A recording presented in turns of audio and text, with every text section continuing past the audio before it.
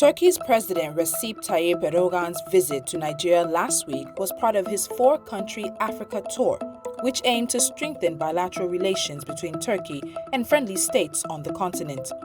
This visit is important in a wider geopolitical context.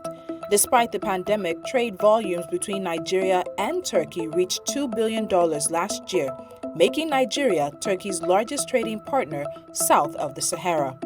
The just concluded Turkish African Business Forum and the Turkish African Partnership coming in December show Turkey filling a gap in Africa that has been created by their larger NATO partner, the United States, seeming disinterest. With Britain struggling to maintain a presence on the continent following Brexit and Russia's activities in Africa seemingly limited to the security arena, this puts Turkey in direct competition with the two other big geopolitical players in Africa, France and China.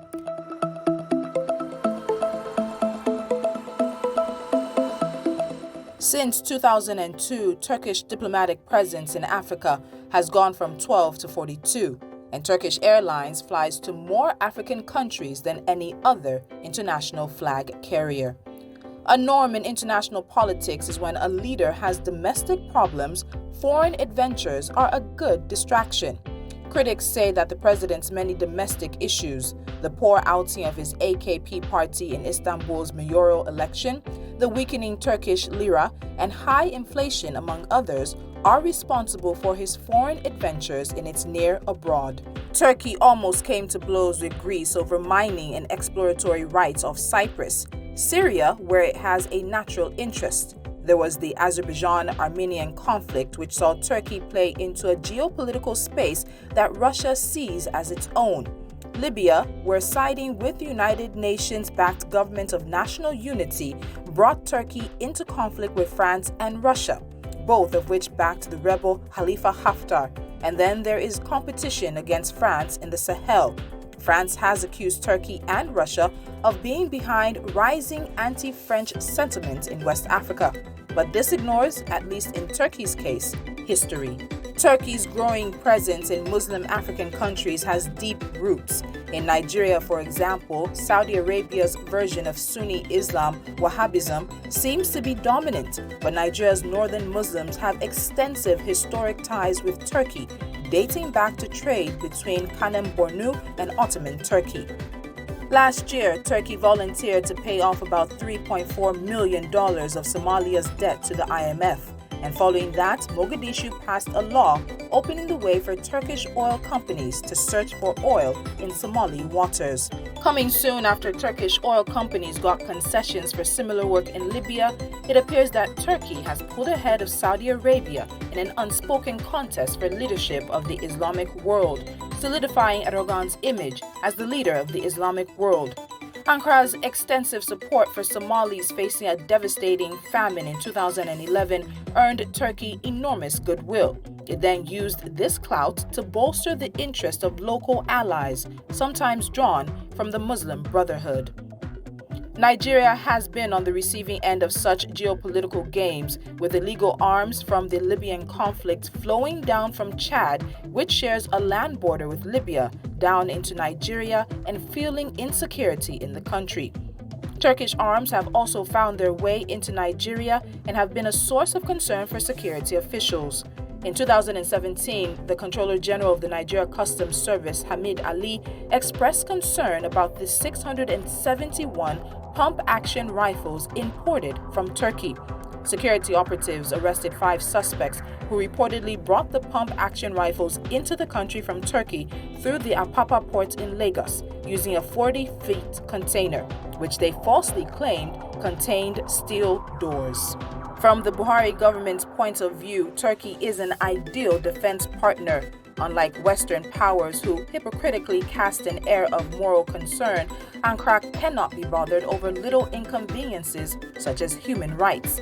This means that Turkey would sell weapons, including from its storied drone program, to the Nigerian government without attempting to dictate how such weapons would be used. Think of the furor over the recently purchased Super Tucano planes from the US, and you'll catch our drift. Zamfara Governor Bello Matawale recently claimed that his state bought drones from Turkey to use against terrorists operating in the state.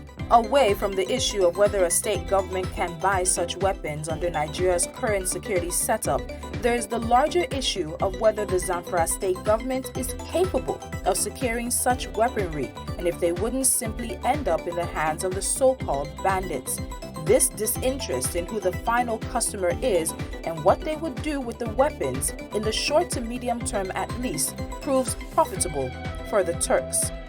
Economically, Nigeria and Turkey signed a number of agreements on taxation, mining, hydrocarbons, energy, defense, and cooperation between our youth and foreign ministries. In 2016, when President Erdogan last visited Nigeria, he asked President Buhari to close down education and cultural centers linked to Fethullah Gulen, a U.S.-based cleric whom he accused of masterminding the attempted coup of July 2016. Nile University Abuja was one of the schools asked to shut down, but the Buhari administration declined.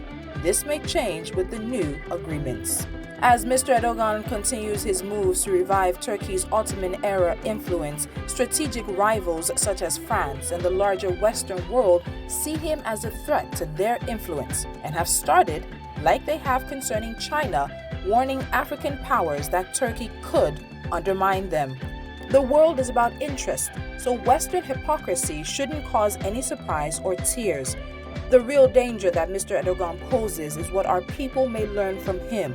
His success in eroding constitutional checks on his power is a blueprint for wannabe civilian dictators. Following the coup attempt, the president has carried out a purge of Turkish society. He has closed 189 media outlets and jailed hundreds of journalists.